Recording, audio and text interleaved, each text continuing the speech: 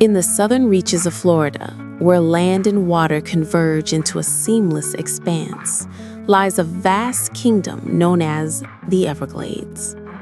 This is no ordinary swamp. It is a slow-moving river of grass, winding its way lazily to the sea. It is a world cloaked in oppressive heat and heavy humidity. By day, the sun glints brilliantly on the water's surface, creating a beautiful mirage. But as dusk falls, the Everglades reveals a completely different face, one steeped in mystery and whispered lore. The Seminole people, who have been deeply rooted in this land for centuries, tell a legend of the old alligator's eye. They believe that in the deepest heart of the swamp, an ancient spirit resides. It is a spirit that is neither good nor evil, but as neutral as nature itself. It watches all things with a cold eye, and sometimes it desires what it does not have, that which soars above its waters.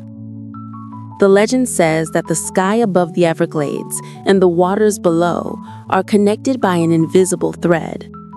On certain days, unusually turbulent days, when the line between reality and the twilight realm blurs, that thread becomes taut and vibrates, ready to pull anything that dares to trespass down into the void, into a deep abyss from which no one has ever returned. And so, that day arrived, December 5th, 1945.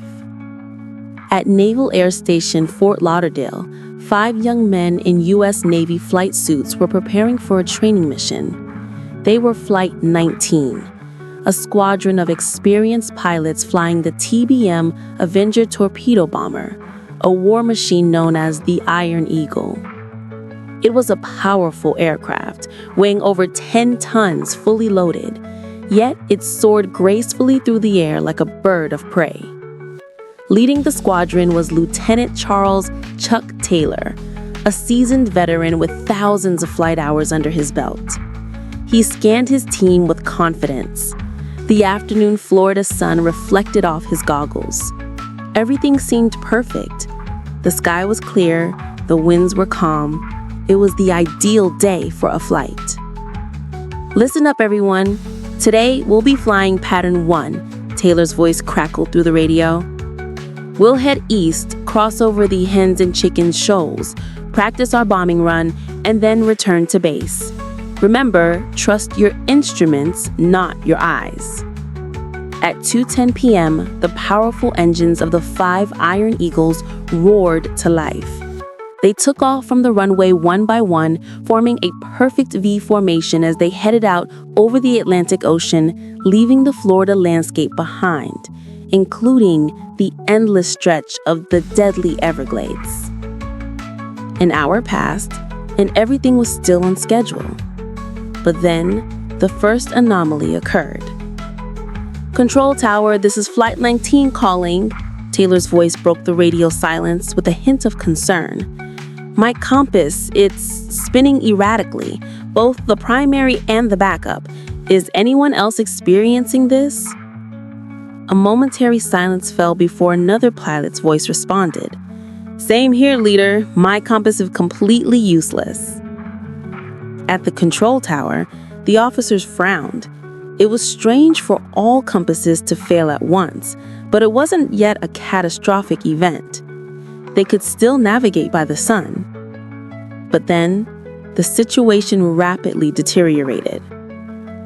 I can't see the ground. The sea looks strange. Everything, it just doesn't look right. Taylor tried to maintain control.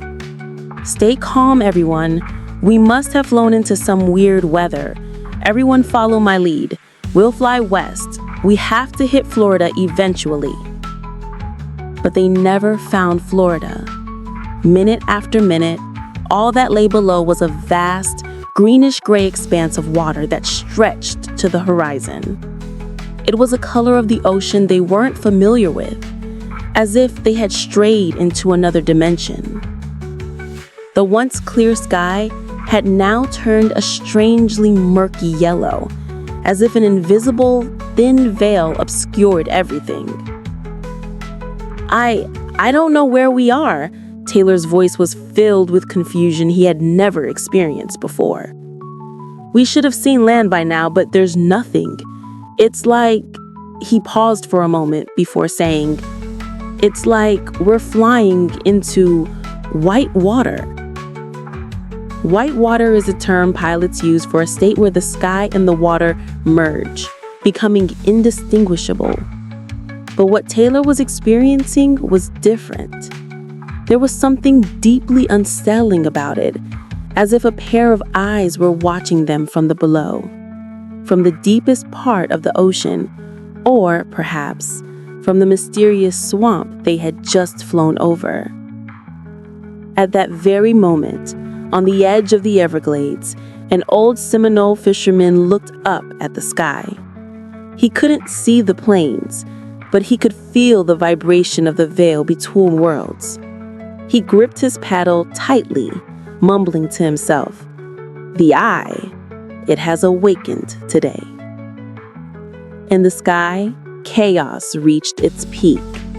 Flight 19 flew around aimlessly, with their fuel dwindling with every passing moment. Hope began to fade. The last transmission received by the control tower from Lieutenant Charles Taylor was a broken and desperate one. "It looks like we're going to go down somewhere. We're completely lost." And then a deafening silence. It was as if the 5 Iron Eagles, along with the lives of 14 crewmen, had simply evaporated into thin air. There were no distress signals, no signs of a crash, no oil slicks, no debris. The largest search mission in U.S. Navy history was launched immediately. Hundreds of planes and ships were dispatched to scour every square inch of the ocean and coast, but they found nothing. It was as if the sky had simply swallowed the entire squadron. But the story didn't end there. The tragedy was repeated in a terrifyingly similar fashion. A PBM Martin Mariner Sea Patrol aircraft with a crew of 13 was sent to join the search that night. Shortly after takeoff, it sent a normal radio signal and then went silent forever, just like Flight 19.